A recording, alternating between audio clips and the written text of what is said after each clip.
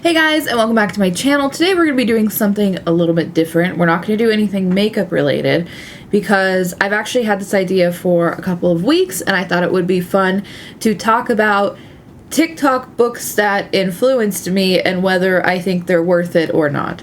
And these are not going to be super long reviews. I'm going to try to keep it like 30 seconds of just a basic like yes, no, maybe. But I have, how many do I have? 1, 2, 3, 4, 8, 9, 10, 11, 12. I have 13. So I think we should just get into it, okay? Okay, let's start with the first book that TikTok influenced me to buy, which was the Song of Achilles.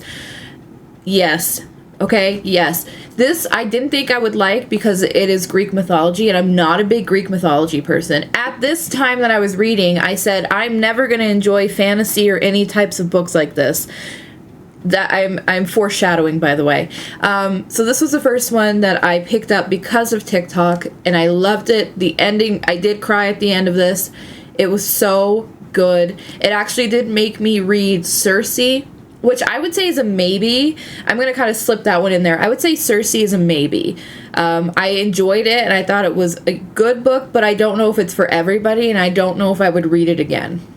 This one I would read again. So that's why I'm going to say maybe on Circe.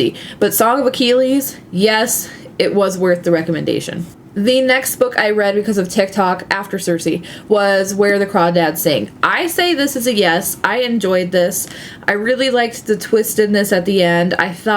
It kept my attention through the entire thing. I thought it was well written. It ended up becoming a movie around the time that I read it. I haven't seen the film yet. I would like to at some point see it. But I would say that this is a yes. I thought it was a good story. I wasn't bored at all. Again, I really liked the ending of it. So I would say that this one was a yes for me, and I thought it was worth the recommendation. Then I started They Both Die at the End. And shocker, they both die at the end. At least it really kind of forewarns you of what's going to happen in this book. This is such an interesting concept. This is absolutely a yes, by the way. Then the author actually came out with the first to die at the end, which is about the beginning of this whole kind of theme. And that one is also good. I actually really liked this one more. But I do recommend this. As sad as it seems like it's going to be, it's a beautiful story about like living and making the most of the time that you have. And I think it has a good lesson to it, but it's also just really well done. And the characters are really cool. They're very different in their personalities. And it was a lot of fun being able to read about each of them. And I just thought that this was a really beautiful book. And I blew through this. I think I read this in maybe a week. And that's very fast for me. So I would absolutely recommend this one. I then read Normal People. No. I don't know why people were obsessed with this. I heard nothing but good things about this book. Everybody was like, this is the greatest book ever. Everyone needs to read this. You're going to love this. No, it's not. I'm so sorry, Sally Rooney. I gave you 2 chances, and the other book, Conversations with Friends, I literally donated after I finished it. I went to my mom and told her to please run the book over. And I know that's very dramatic because, like, Sally just put her heart into these books. I just personally really, really did not like them. So yeah, I don't own Conversations with Friends because I donated it after I finished it. This one I kept because it's better than Conversation with Friends, but I don't get it. I don't understand the hype around this book. I don't understand why people were obsessed with this book. They were so obsessed that they made me want to read it, but I wish I hadn't. So this is a hard no for me. Next was A Good Girl's Guide to Murder. Okay, I'm going to say maybe. It's a no from me, but it could be a maybe for other people. My issue with this book was not what it was about. It was the age of the main character. It was so unrealistic to me because she's like 16, I think, 16 or 17. She's still in high school and she's solving a murder. And it just seemed really unrealistic for that age, and I didn't enjoy reading about a high schooler trying to solve a murder. If you were okay with that, it's a good story, and I did like the ending of it. I just did not ever believe it. So I struggled with this book because I was like, I don't believe anything she's doing because she's 17. Like, this is not Nancy Drew. But you may really like it, so maybe give it a shot if you're okay with that. If you're okay with the age of the main character and what she's doing, go for it. But I would pass, personally. So back to when I said, fantasy books. I'm never going to read a fantasy book. No. Like, I just don't understand. Why are people reading about dragons and fairies and witches and fae? Why? And then I read ACOTAR. And this changed everything for me. This is 100% a yes. This will always be a yes. This changed my reading world. And before ACOTAR, I thought... I never understood why people reread books. I didn't understand why people, like, were so obsessed with stories. I was like, they're just books. Like, read them and move on. Because that's kind of what I had been doing. Is I liked the books, and then I'd be like, all right, moving on. And I picked up ACOTAR. And I read the entire series. And it's a fantasy series. And I was like, this is what I've been missing my entire life. As soon as I finished reading it, I was like, I want to reread it again. And it made me want to dive into so many other books. And so this is absolutely a yes for me. The entire series is a yes for me. If you enjoy it, it's worth the hype for a reason. Okay, it's a very hyped up book, and I think a lot of people like to kind of bash on it because it's so hyped up. But it's hyped up for a reason, because it's incredibly well done, and it's such a good story, and I loved it so much. Which leads me to Throne of Glass. My Throne of Glass is in a box set, so it's incredibly hard to get out of the box set.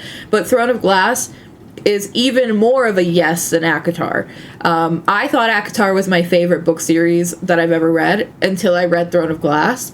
Throne of Glass is so incredibly well done. I highly recommend it. It's a lot more action-based than ACOTAR. ACOTAR can tend to leave... Like, it's not as romance-based as ACOTAR. Throne of Glass has more action to it. And it's so good. And I cannot recommend it enough. Throne of Glass is incredible. ACOTAR is incredible. Both of those recommendations, I'm so happy I saw them and decided to give them a shot, because they literally both forever changed reading for me, and I love them so much. Next was Priory of the Orange Tree. I actually read this between ACOTAR and Throne of Glass. This was my first ever high fantasy book. This is not the same type of fantasy as ACOTAR. It has a lot of words I still don't think I ever read correctly, but it was very, very good. It is very slow. It is such a slow burn. There's so much world building to it that I think sometimes it might be intimidating to people. But it is a really, really well done fantasy, and I'm so happy that this was my first high fantasy book, because it was so well done that I actually have bought more. I have a series I haven't read yet, so I'll do like an updated one once I get through more of my book series, because I do have some other TikTok book recommendations I need to get through, but I kind of started to veer off on my own and pick up books that I wanted to read rather than like Booktok books. But Priory of the Orange Tree was absolutely worth it. This one I saw on TikTok a lot, and it also was Goodreads' best book of 2022, which was Tomorrow and Tomorrow and Tomorrow. And I would have to say no. I don't understand. Similar to normal people, I don't get it. At all. I wish I understood why this was so incredibly popular. Again, I feel bad because like this author took the time to write this, and they had the story and they put it out there, and it's nothing against them. I just didn't like the story. I didn't like the writing very much. I didn't enjoy it. Just was very, I don't know, disappointing, I think was the thing. I thought I was going to blow through this book, and I was kind of dreading reading it. I don't know why it was the best book of 2022, and I don't understand why it was so hyped up.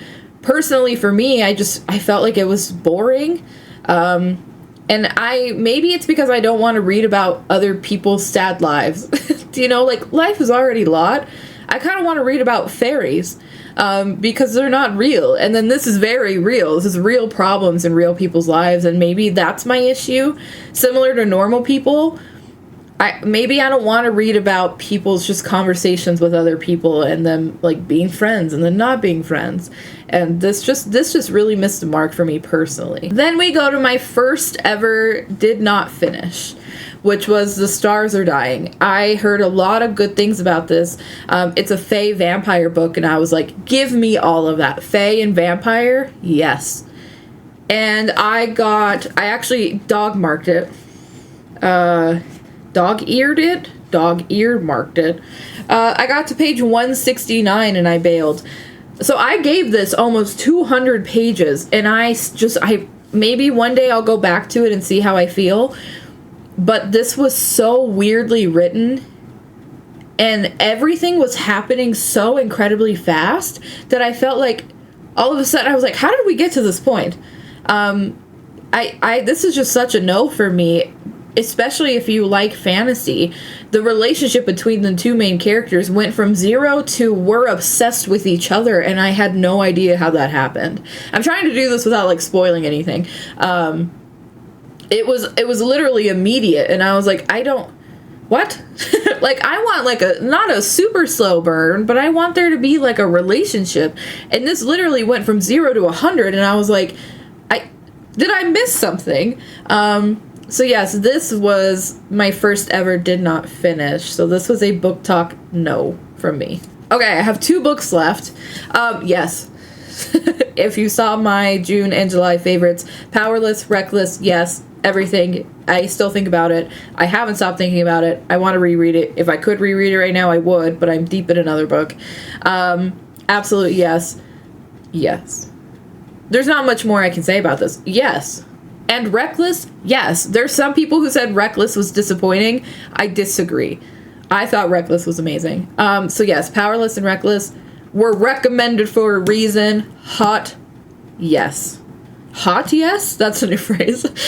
If things are really good, it's a hot yes. All right. And finally, the book that I'm currently reading, which I think I have read enough to be able to recommend or not, is When the Moon Hatched. I am very close to being finished, and this is an absolute yes for me. It is more high fantasy than ACOTAR, but not as high fantasy as Priory of the Orange Tree. It's got a little bit more of a complex theme than ACOTAR and Throne of Glass, but it's not as intense as Priory is. But this is a really good story. I have never read a fantasy with a theme like this in my life. And I haven't been reading fantasy for a long time, but I've experienced a lot of different themes, and I've read nothing like this before. And so I really, really recommend this. I'm very much enjoying this, and I can't wait to finish it. I'll be done with it in the next couple days, but this is an absolute yes for me, so I do recommend this one. This one is a hot yes as well. I have read a few books in between those, but those were not book talk recommendation books. I'm trying to keep with the ones that I've seen that were really popular and ones that influenced me. So those are my book talk yes, no, or maybes. If you want to see more book content, let me know, because I love books and I love reading, so I would absolutely love to do that. But thank you so much for watching. If you did enjoy the video, make sure to like and subscribe, and I will see you guys next week. Goodbye!